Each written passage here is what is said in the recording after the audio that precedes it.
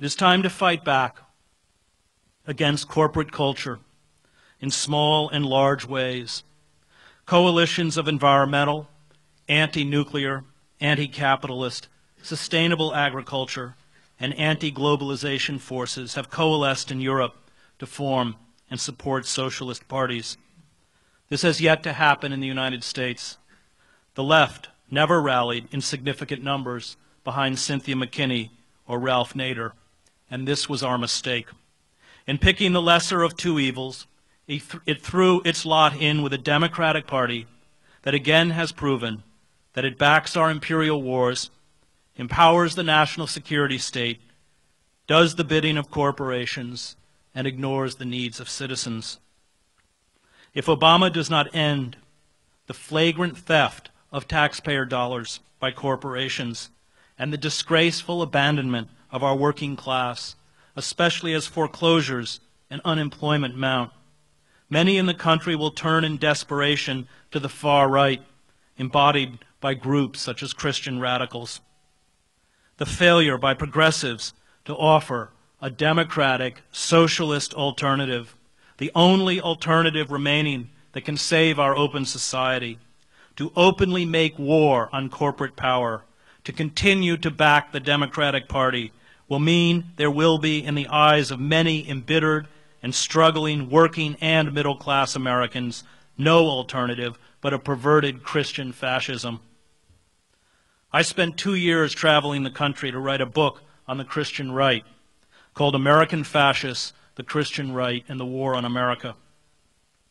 I visited former manufacturing towns where for many the end of the world is no longer an abstraction. They have lost hope. Fear and instability has plunged the working class into profound personal and economic despair, and not surprisingly into the arms of demagogues and charlatans of the radical Christian right, who offer a belief in magic, miracles, and the fiction of a utopian Christian nation. And unless we rapidly re-enfranchise these dispossessed workers back into the economy, unless we give them hope, our democracy is doomed. Democracies, as writers as ancient as Plutarch and Thucydides understood, cannot be sustained in oligarchic states. We forgot that social reform never comes from accommodating the power structure, but from frightening it. The Liberty Party, which fought slavery, the suffragists who battled for women's rights, the labor movement and the civil rights movement knew that the question was not, how do we get good people to rule? Most of those attracted to power are at best mediocrities and often venal. But how do we limit the damage the powerful do to us? These mass movements were the real engines for social reform, the correctives to our democracy, and the true protectors of the rights of citizens. We must begin to opt out of the mainstream. We must rebuild socialism as a viable political force. We must no longer be content with the crumbs tossed to us in the vain hope that we can influence the power elite from the inside. We must become as militant as those who are seeking our enslavement. If we remain passive, we will soon be engulfed by a ruthless, totalitarian capitalism. If we remain passive as we undergo the largest transference of wealth upwards in American history, we will become serfs. If we fight back, we have a chance. The saturation coverage of Jackson's death was one of many examples of our collective flight into illusion. It deflected the moral questions arising from mounting social injustice, growing inequalities, failing imperial wars, economic collapse, and political corruption.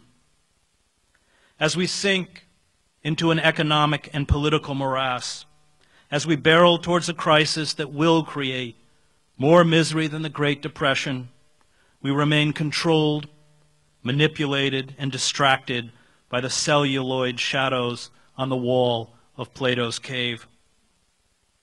The fantasy of celebrity culture is not designed simply to entertain.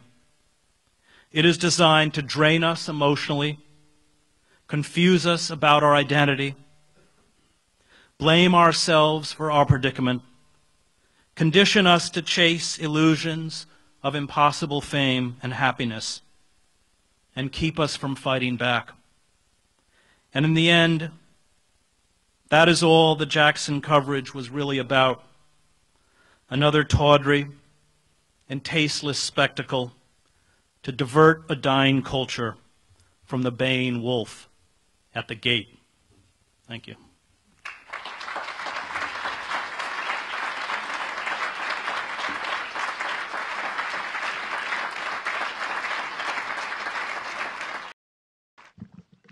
70 years ago, at about the same time as that quotation you gave us from Roosevelt, warning us about corporate culture and non-regulation, Sinclair Lewis, the novelist, wrote a relatively unknown piece called It Can't Happen Here. Yep. I see you nodding already, but it can.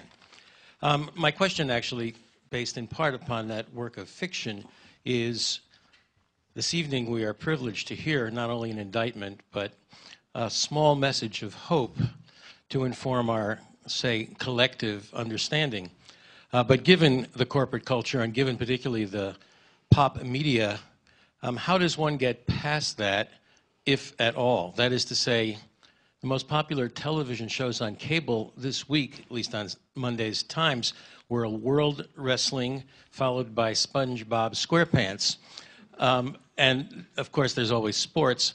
What are the options within the media per se, not all of us read Truthdig, to get past that continuing illusion that all is right with the world and that it can't happen here? Well, I opened the book with professional wrestling. And found it a fascinating lens to describe the narratives that make sense within popular culture. My grandfather used to watch wrestling religiously once a week. When the narratives within professional wrestling were built around racism, xenophobia. They were always battling somebody named the Russian Bear or the Iron Sheik, and the person who embodied American values always was sort of blonde and blue-eyed, and that narrative's gone now.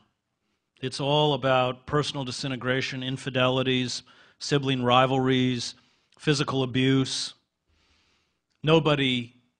There is no good or evil, no delineation between good or evil. Everybody cheats as soon as the referee turns their back. And I attended one of these professional wrestling bouts in Madison Square Garden. It was completely sold out. Mostly working class, mostly white. And some of these guys are huge. I mean, upwards of 500 pounds. I mean, they're just massive. And they played out the fantasies of revenge that in real life these people don't have. But the narratives were stunning, stunningly reflective of what's happening in the country at large. There was a whole narrative going that night around a wrestler.